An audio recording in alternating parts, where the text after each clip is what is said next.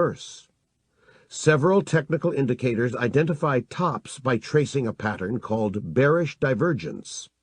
It occurs when prices reach a new high, but the indicator reaches a lower high than it did on a previous rally. Bearish divergences mark the best shorting opportunities. When the trend is down, bears feel like good children, praised and rewarded for being smart. They feel increasingly confident, add to their positions, and the downtrend continues. New bears come into the market. Most people admire winners, and the financial media keep interviewing bears in bear markets. Bulls lose money in downtrends, and that makes them feel bad. Bulls dump their positions, and many switch sides to join bears. Their selling pushes markets lower. After a while, bears grow confident and bulls feel demoralized. Suddenly, a price shock occurs. A cluster of buy orders soaks up all available sell orders and lifts the market. Now bears feel like children whose father has lashed out at them in the midst of a happy meal. A price shock plants the seeds of a downtrend's eventual reversal because bears become more fearful and bulls grow bolder. When a child begins to doubt that Santa Claus exists, he seldom believes in Santa again. Even if bears recover and prices fall to a new low, several technical indicators identify their weakness by tracing a pattern called a bullish divergence. It occurs when prices fall to a new low, but an indicator traces a more shallow bottom than during the previous decline. An individual has a free will, and his behavior is hard to predict.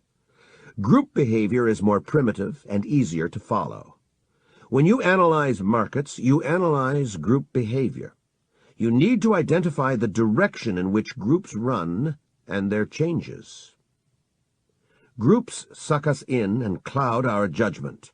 The problem for most analysts is that they get caught in the mentality of the groups they analyze. The longer a rally continues, the more technicians get caught up in bullish sentiment, ignore the danger signs, and miss the reversal.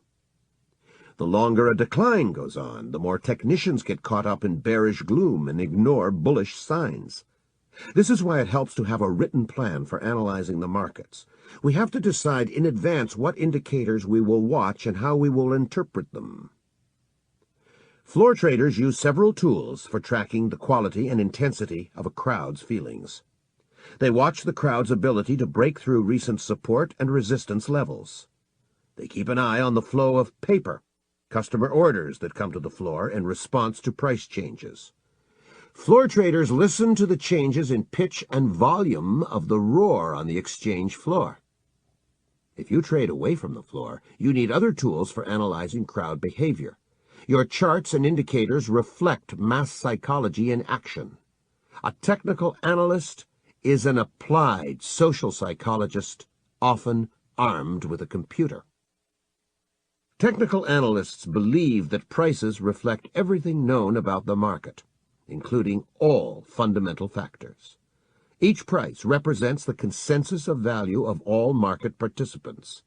Large commercial interests and small speculators, fundamental researchers, technicians, and gamblers. Technical analysis is a study of mass psychology. It is partly a science and partly an art.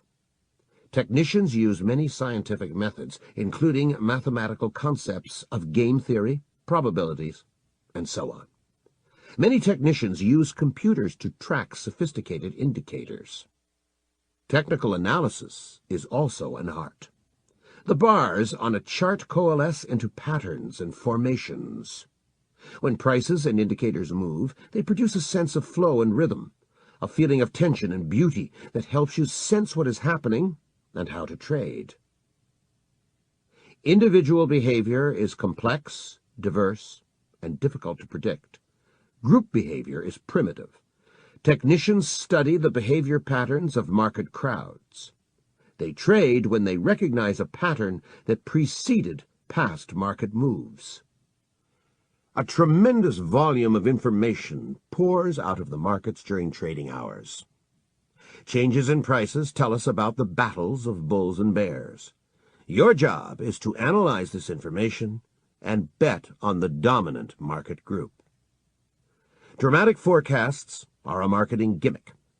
People who sell advisory services or raise money know that good calls attract paying customers, while bad calls are quickly forgotten. My phone rang while I was writing this chapter. One of the famous gurus, currently down on his luck, told me that he identified a once-in-a-lifetime buying opportunity in a certain agricultural market. He asked me to raise money for him and promised to multiply it 100-fold in 6 months. I do not know how many fools he hooked, but dramatic forecasts have always been good for fleecing the public. Use your common sense when you analyze markets. When some new development puzzles you, compare it to life outside the markets. For example, indicators may give you buy signals in 2 markets. Should you buy the market that declined a lot before the buy signal, or the one that declined a little? Compare this to what happens to a man after a fall. If he falls down a flight of stairs, he may dust himself off and run up again. But if he falls out of a 3rd-story window, he's not going to run any time soon. He needs time to recover. Prices seldom rally very hard immediately after a bad decline. Successful trading stands on 3 pillars. You need to analyze the balance of power between bulls and bears. You need to practice good money management. You need personal discipline to follow your trading plan and avoid getting high in the markets. Classical chart analysis. Chartists study market action, trying to identify recurrent price patterns. Their goal is to profit from trading when patterns recur. Most chartists work with bar graphs showing high, low, and closing prices and volume. Some also watch opening prices and open interest. Point-and-figure chartists track only price changes and ignore time, volume, and open interest. Classical charting requires only a pencil and paper. It appeals to visually oriented people. Those who plot data by hand often develop a physical feel for prices. Computers speed charting at a cost of losing some of that feel. The biggest problem in charting is wishful thinking. Traders often convince themselves that a pattern is bullish or bearish depending on whether they want to buy or to sell. Chart patterns reflect the tides of greed and fear among traders. This book focuses on daily charts, but you can apply many of its principles to other data. The rules for reading weekly, daily, hourly, or intraday charts are very similar. Each price is a momentary consensus of value of all market participants expressed in action. Each price bar provides several pieces of information about the balance of power between bulls and bears. The opening price of a daily or a weekly bar usually reflects the amateur's opinion of value. They read morning papers, find out what happened the day before, and call their brokers with orders before going to work. Amateurs are especially active early in the day and early in the week. Traders who researched the relationship between opening and closing prices for several decades found that opening prices most often occur near the high or the low of the daily bars. Buying or selling by amateurs early in the day creates an emotional extreme from which prices recoil later in the day. In bull markets, prices often make their low for the week on Monday or Tuesday on profit-taking by amateurs, then rally to a new high on Thursday or Friday. In bear markets, the high for the week is often set on Monday or Tuesday, with a new low toward the end of the week on Thursday or Friday. The closing prices of daily and weekly bars tend to reflect the actions of professional traders. They watch the markets throughout the day, respond to changes, and become especially active near the close. Many of them take profits at that time to avoid carrying trades overnight. Professionals, as a group, usually trade against the amateurs. They tend to buy lower openings, sell short higher openings, and unwind their positions as the day goes on. Traders need to pay attention to the relationship between opening and closing prices. If prices closed higher than they opened, then market professionals were probably more bullish than amateurs. If prices closed lower than they opened, then market professionals were probably more bearish than amateurs. It pays to trade with the professionals and against the amateurs. Efficient markets, random walk, and nature's law. Efficient market theory is an academic notion that nobody can outperform the market because any price at any given moment incorporates all available information. Warren Buffett, one of the most successful investors of our century, commented, "I think it's fascinating how the ruling orthodoxy can cause a lot of people to think the earth is flat. Investing in a market where people believe in efficiency is like playing bridge with someone who's been told it doesn't do any good to look at the cards." The logical flaw of efficient market theory is that it equates knowledge with action.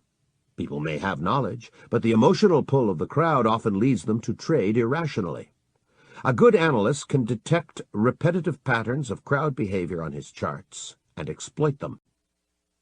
Random walk theorists claim that market prices change at random.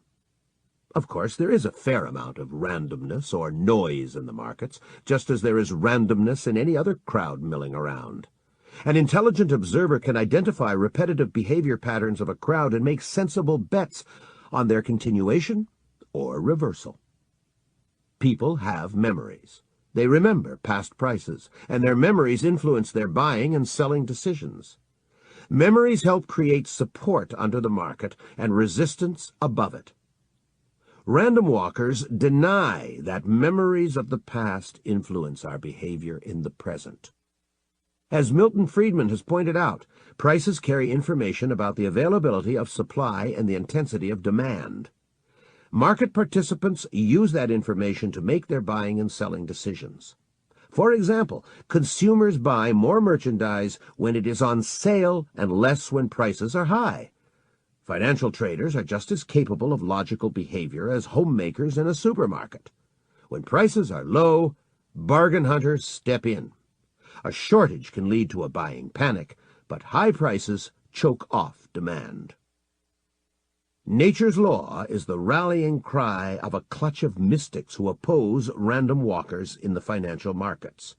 Mystics claim that there is a perfect order in the markets, which they say move like clockwork in response to immutable natural laws.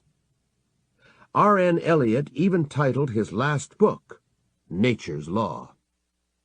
The perfect order crowd gravitates to astrology and looks for links between prices and the movements of the planets.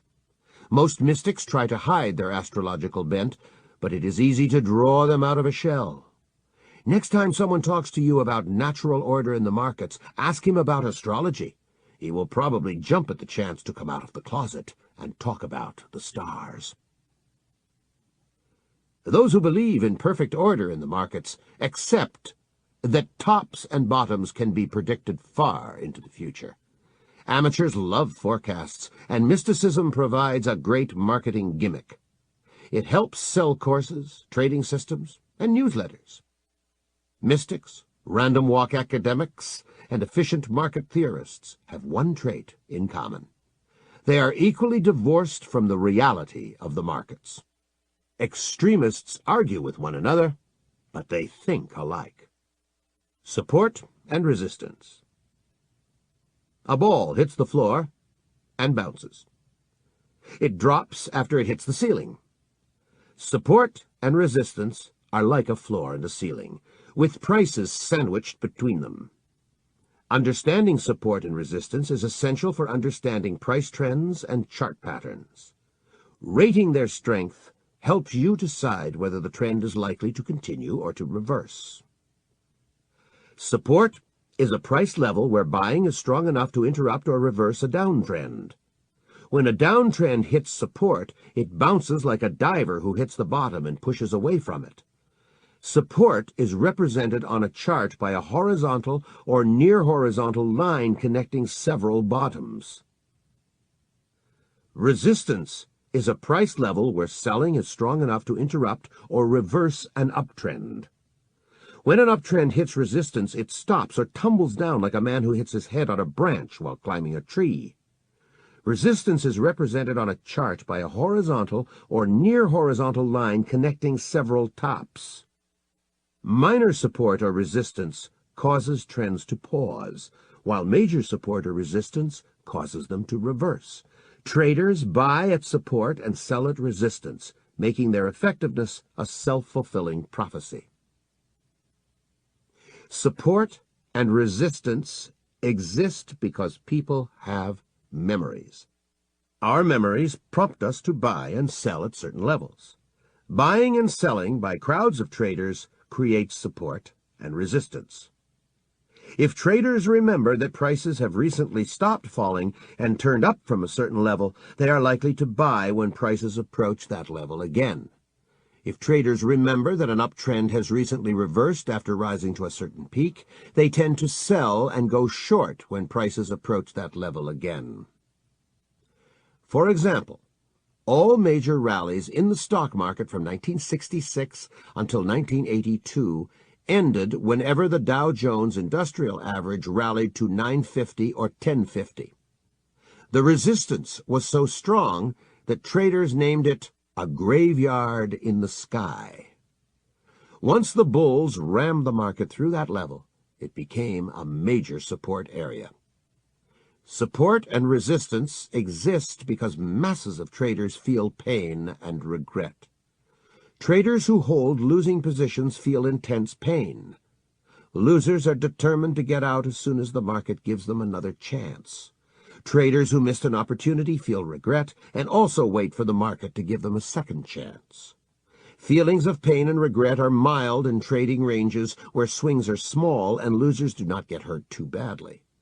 Breakouts from trading ranges create intense pain and regret. When the market stays flat for a while, traders get used to buying at the lower edge of the range and shorting at the upper edge. In uptrends, bears who sold short feel pain and bulls feel regret that they did not buy more. Both feel determined to buy if the market gives them a second chance. The pain of bears and regret of bulls make them ready to buy, creating support during reactions in an uptrend. Resistance is an area where bulls feel pain, bears feel regret, and both are ready to sell.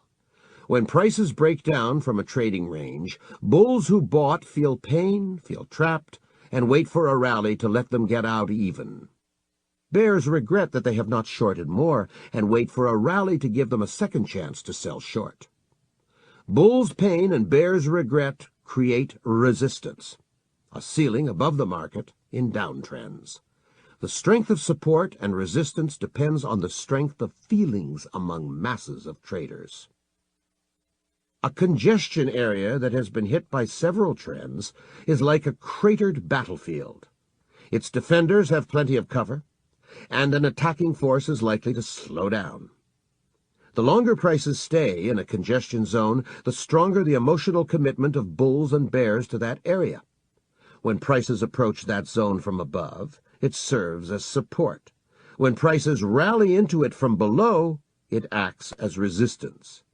A congestion area can reverse its role and serve as either support or resistance. The strength of every support or resistance zone depends on three factors: its length, its height, and the volume of trading that has taken place in it. You can visualize these factors as the length, the width, and the depth of a congestion zone.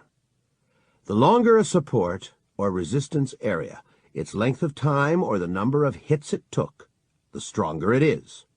Support and resistance, like good wine, become better with age. A 2-week trading range provides only minimal support or resistance. A 2-month range gives people time to become used to it and creates intermediate support or resistance, while a 2-year range becomes accepted as a standard of value and offers major support or resistance. As support and resistance levels grow old, they gradually become weaker. Losers keep washing out of the markets, replaced by newcomers who do not have the same emotional commitment to old price levels. People who lost money only recently remember full well what happened to them. They are probably still in the market, feeling pain and regret, trying to get even. People who made bad decisions several years ago are probably out of the markets, and their memories matter less. The strength of support and resistance increases each time that area is hit. When traders see that prices have reversed at a certain level, they tend to bet on a reversal the next time prices reach that level.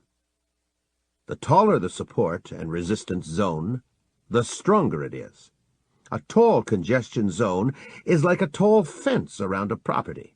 A congestion zone whose height equals 1% of current market value, 4 points in the case of the S&P 500 at 400, provides only minor support or resistance.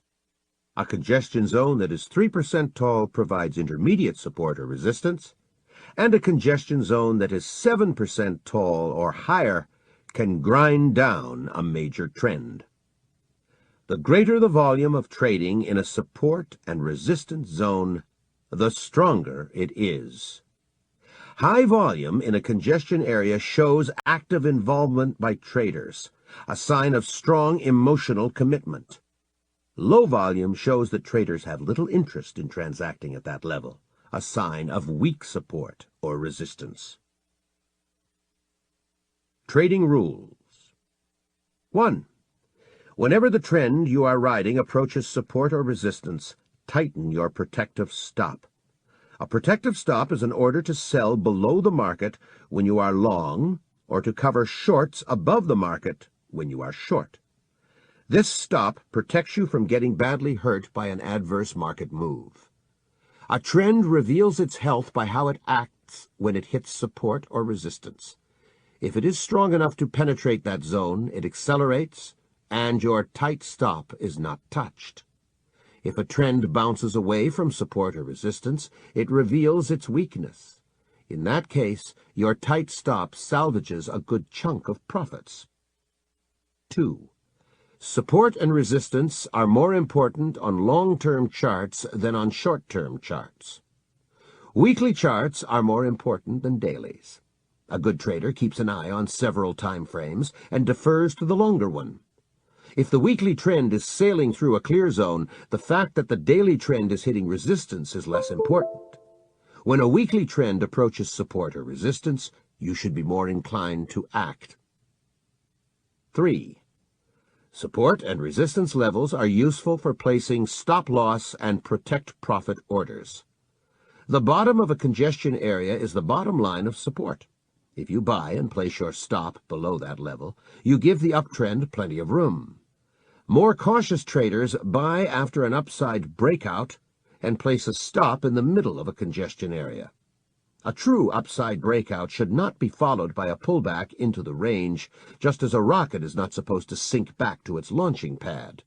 Reverse this procedure in downtrends. Many traders avoid placing stops at round numbers. This superstition began with the off-the-cuff advice by Edwards and McGee to avoid placing stops at round numbers because everybody was placing them there. Now, if traders buy copper at 92, they place a stop at 89.75 rather than 90. When they sell a stock short at 76, they place a protective stop at 80.25 rather than 80. These days, there are fewer stops at round numbers than at fractional numbers. It is better to place your stops at logical levels, round or not. Markets spend more time in trading ranges than they do in trends. Most breakouts from trading ranges are false breakouts. They suck in trend followers just before prices return into the trading range.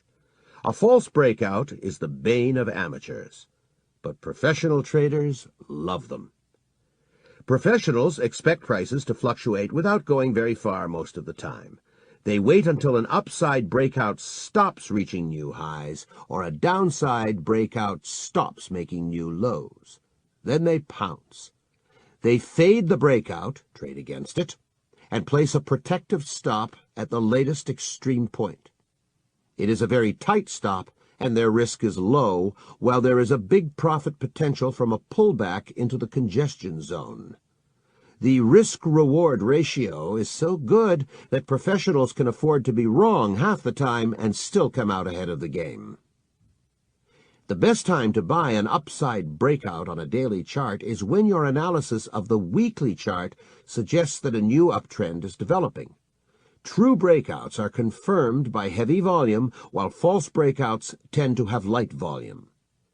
True breakouts are confirmed when technical indicators reach new extreme highs or lows in the direction of the trend, while false breakouts are often marked by divergences between prices and indicators. Traders try to profit from changes in prices. Buy low and sell high, or sell short high and cover low. Even a quick look at a chart reveals that markets spend most of their time in trading ranges. They spend less time in trends. A trend exists when prices keep rising or falling over time. In an uptrend, each rally reaches a higher high than the preceding rally, and each decline stops at a higher level than the preceding decline. In a downtrend, each decline falls to a lower low than the preceding decline, and each rally stops at a lower level than the preceding rally. In a trading range, most rallies stop at about the same high, and declines peter out at about the same low. A trader needs to identify trends and trading ranges. It is easier to trade during trends. It is harder to make money when prices are flat unless you write options, which requires a special skill. Trading in trends and in trading ranges calls for different tactics. When you go long in an uptrend or sell short in a downtrend, you have to give that trend the benefit of the doubt and not be shaken out easily. It pays to buckle your seatbelt and hang on for as long as the trend continues.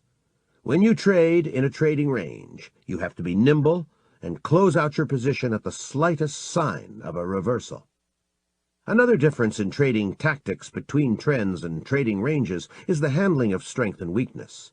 You have to follow strength during trends, buy in uptrends, and sell short in downtrends. When prices are in a trading range, you have to do the opposite, buy weakness and sell strength. An uptrend emerges when bulls are stronger than bears, and their buying forces prices up. If bears manage to push prices down, bulls return in force, break the decline, and force prices to a new high. Downtrends occur when bears are stronger, and their selling pushes markets down. When a flurry of buying lifts prices, bears sell short into that rally, stop it, and send prices to new lows. When bulls and bears are equally strong or weak, prices stay in a trading range. When bulls manage to push prices up, bears sell short into that rally and prices fall. Bargain hunters step in and break the decline. Bears cover shorts, their buying fuels a minor rally, and the cycle repeats. A trading range is like a fight between two equally strong gangs. They push one another back and forth on a street corner, but neither can control the turf. A trend is like a fight where a stronger gang chases the weaker gang down the street.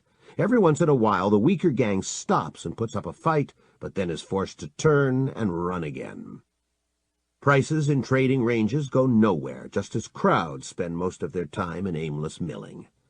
Markets spend more time in trading ranges than in trends because aimlessness is more common among people than purposeful action. When a crowd becomes agitated, it surges and creates a trend. Crowds do not stay excited for long. They go back to meandering. Professionals tend to give the benefit of the doubt to trading ranges. Identifying trends and trading ranges is one of the hardest tasks in technical analysis. It is easy to find them in the middle of a chart, but the closer you get to the right edge, the harder it gets. Trends and trading ranges clearly stand out on old charts. Experts show those charts at seminars and make it seem easy to catch trends.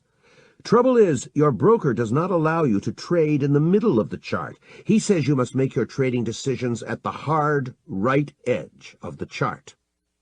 The past is fixed, and easy to analyze. The future is fluid and uncertain. By the time you identify a trend, a good chunk of it is gone.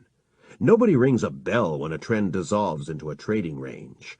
By the time you recognize that change, you will lose some money trying to trade as if the market was still trending. Many chart patterns and indicator signals contradict one another at the right edge of the chart. You have to base your decisions on probabilities in an atmosphere of uncertainty. Most people cannot accept uncertainty. They have a strong emotional need to be right. They hang on to losing positions, waiting for the market to turn and make them whole. Trying to be right in the market is very expensive. Professional traders get out of losing trades fast. When the market deviates from your analysis, you have to cut losses without fuss or emotions. When you identify an uptrend and decide to buy, you have to decide whether to buy immediately or wait for a dip. If you buy fast, you get in gear with the trend, but your stops are likely to be farther away and you risk more. If you wait for a dip, you will risk less, but will have 4 groups of competitors. Longs who want to add to their positions, shorts who want to get out even, traders who never bought, and traders who sold too early but are eager to buy. The waiting area for a pullback is very crowded. Markets are not known for their charity, and a deep pullback may well signal the beginning of a reversal. This reasoning also applies to downtrends. Waiting for pullbacks while a trend is gathering steam is an amateur's game. If the market is in a trading range and you are waiting for a breakout, you have to decide whether to buy in anticipation of a breakout, during a breakout, or on a pullback after a valid breakout. If you trade multiple positions, you can buy a third in anticipation, a third on a breakout, and a third on a pullback. Whatever method you use, there is one money management rule that will keep you out of the riskiest trades. The distance from the entry point to the level of a protective stop should never be more than 2% of your account equity. No matter how attractive a trade is, pass it up if it requires a wider stop. Money management tactics are different in trends and trading ranges. It pays to put on a smaller position in a trend, but use a wider stop. Then you will be less likely to get shaken out by reactions while you keep risk under control. You may put on a bigger position in a trading range, but use a tighter stop. Finding good entry points is extremely important in trading ranges. You have to be very precise because the profit potential is so limited. A trend is more forgiving of a sloppy entry as long as you trade in the direction of the trend. Old traders chuckle. Do not confuse brains with a bull market. When you cannot tell whether the market is in a trend or in a trading range, remember that professionals give the benefit of the doubt to trading ranges. If you are not sure, stand aside. Professionals love trading ranges because they can slide in and out of positions with little risk of being impaled on a trend. Since they pay low or no commissions and suffer little slippage, it is profitable for them to trade in gently fluctuating markets. Those of us who trade away from the floor are better off trying to catch trends. You can trade less frequently during trends, and your account suffers less from commissions and slippage. Most traders ignore the fact that markets usually are both in a trend and in a trading range at the same time. They pick one time frame, such as daily or hourly, and look for trades on daily charts. With their attention fixed on daily or hourly charts, trends from other time frames, such as weekly or 10-minute trends, keep sneaking up on them and wreaking havoc with their plans. Markets exist in several time frames simultaneously. They exist on a 10-minute chart, an hourly chart, a daily chart, a weekly chart, and any other chart. The market may look like a buy on a daily chart, but a sell on a weekly chart, and vice versa. The signals in different time frames of the same market often contradict one another. Which of them will you follow? When you are in doubt about a trend, step back and examine the charts at a time frame that is larger than the one you are trying to trade. This search for a greater perspective is one of the key principles of the triple-screen trading system. A losing trader often thinks he would be better off if he had a real-time quote machine on his desk. One of the universal fantasies of losers is that they would be winners if they could get their data faster and focused on a shorter time frame.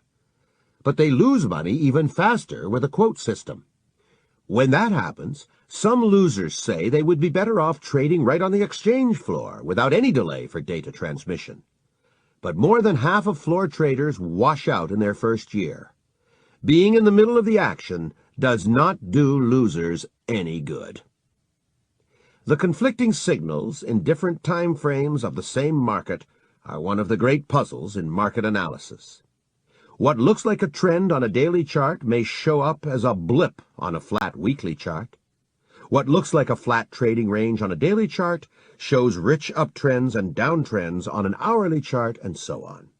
When professionals are in doubt, they look at the big picture, but amateurs focus on the short-term charts. Trend lines. Charts reveal the actions of bulls and bears. Bottoms of declines show where bears stopped and bulls regained control of the market. Peaks of rallies show where bulls ran out of steam and bears gained control. A line connecting two nearby bottoms shows the lowest common denominator of bullish power.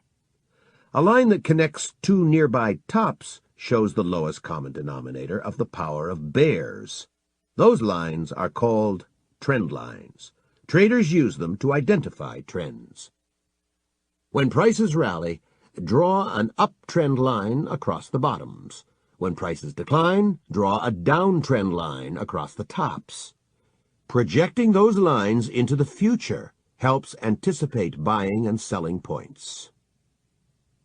The most important feature of a trend line is its angle. It identifies the dominant market force. When a trend line points up, it shows that bulls are in control. Then it pays to buy with a protective stop below the trend line. When a trend line points down, it shows that bears are in control. Then it pays to sell short and protect your position with a stop above the trend line.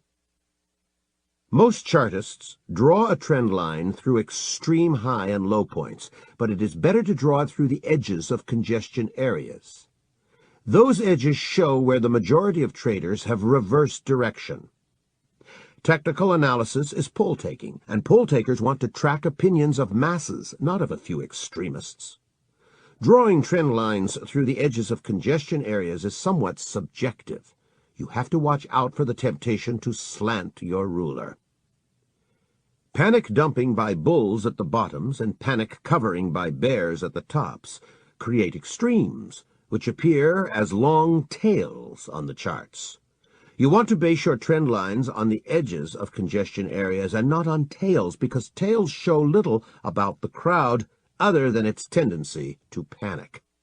The extreme points are very important, but not for drawing trend lines.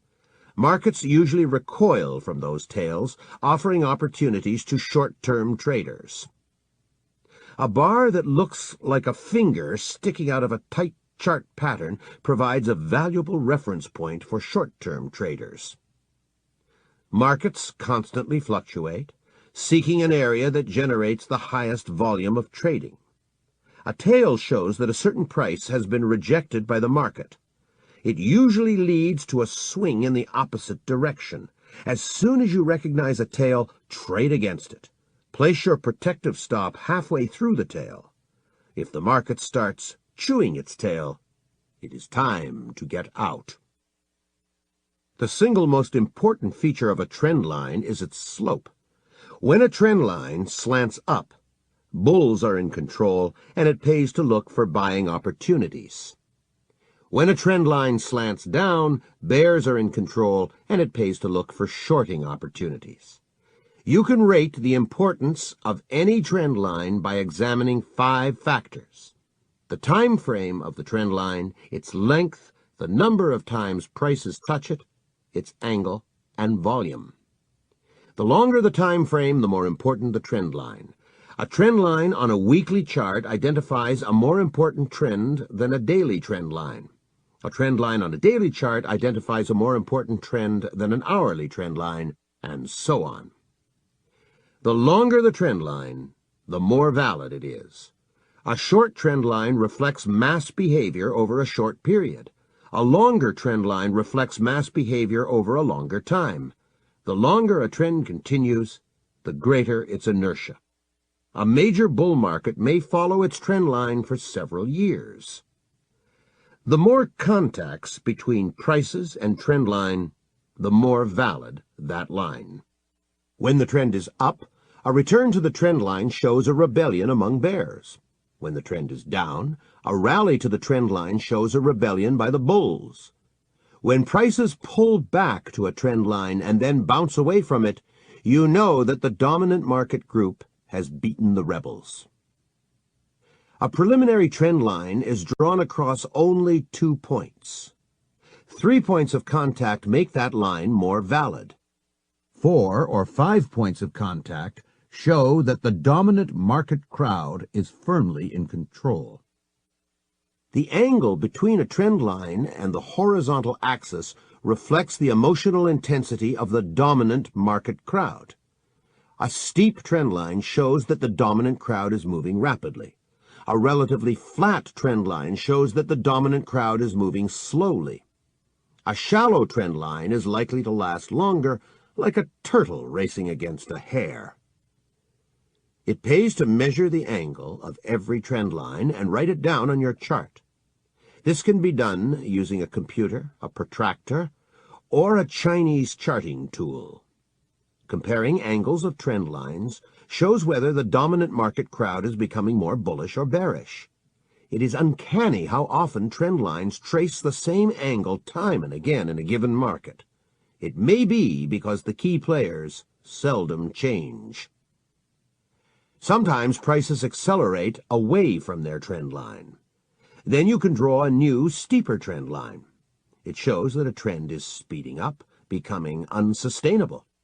When you draw a new, steeper trend line, tighten your stop, place it immediately below the latest trend line, and adjust that stop at every new bar. The breaking of a steep trend line is usually followed by a sharp reversal. When the trend is up, volume normally expands when prices rally and shrinks when they decline. This shows that rallies attract traders while declines leave them cold. The opposite occurs in downtrends. Volume expands on declines and shrinks on rallies. A pullback on heavy volume threatens a trend line because it shows that the rebellious crowd is growing. If volume expands when prices move in the direction of a trend line, it confirms that trend line. If volume shrinks when prices pull back to a trend line, it also confirms the trend line.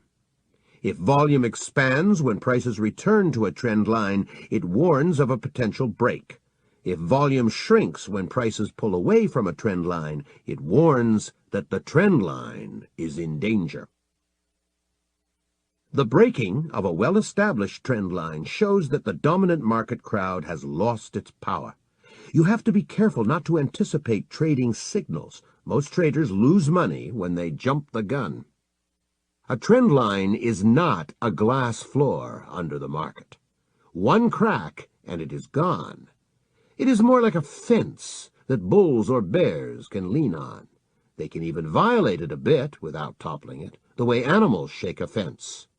A trend line break is valid only if prices close on the other side of a trend line.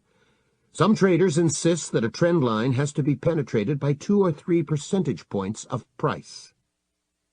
After a very steep uptrend is broken, prices often rally again, retest their old high, and touch their old uptrend line from below. When that happens, you have a near-perfect shorting opportunity. A combination of a double top, a pullback to an old trend line, and perhaps a bearish divergence from technical indicators. The reverse also applies to downtrends. The neglected essentials. Volume. Volume represents the activity of traders and investors.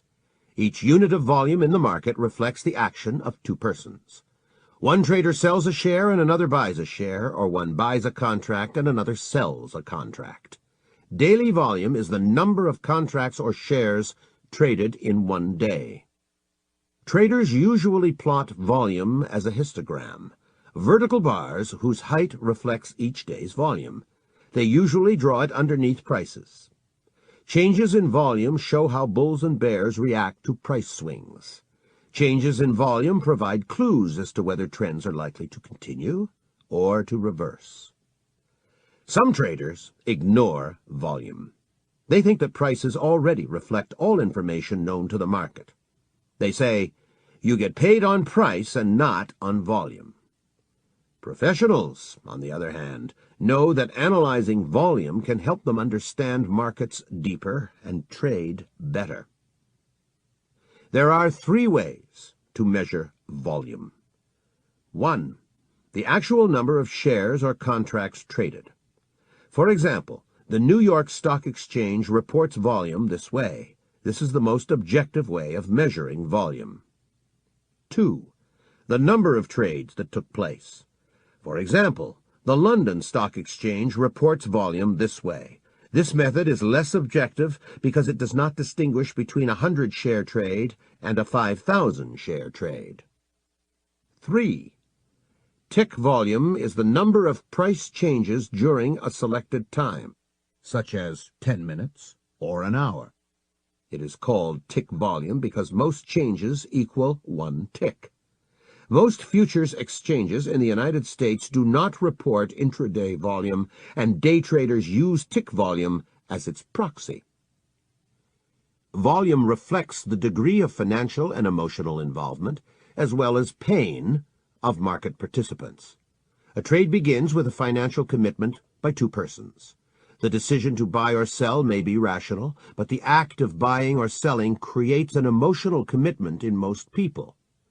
Buyers and sellers crave to be right. They scream at the market, pray, or use lucky talismans. Volume reflects the degree of emotional involvement among traders. Each tick takes money away from losers and gives it to winners. When prices rise, longs make money and shorts lose. When prices fall, shorts gain and longs lose. Winners feel happy and elated, while losers feel depressed and angry. Whenever prices move, about half the traders are hurting. When prices rise, bears are in pain, and when prices fall, bulls suffer. The greater the increase in volume, the more pain in the market. You can lose a great deal of money in a sleepy market, such as corn, where a 1-cent move costs only $50. If corn goes against you just a few cents a day, the pain is easy to tolerate. If you hang on, those pennies can add up to thousands of dollars in losses. Sharp moves, on the other hand, make losers cut their losses in a panic. Once weak hands get shaken out, the market is ready to reverse. Trends can last for a long time on moderate volume, but can expire after a burst of volume. Who buys from a trader who sells his losing long position? It may be a short seller taking profits and covering shorts. It may be a bargain hunter who steps in because prices are too low. That bottom picker assumes the position of a loser who washed out, and he either catches the bottom or becomes the new loser. Who sells to a trader who buys to cover his losing short position?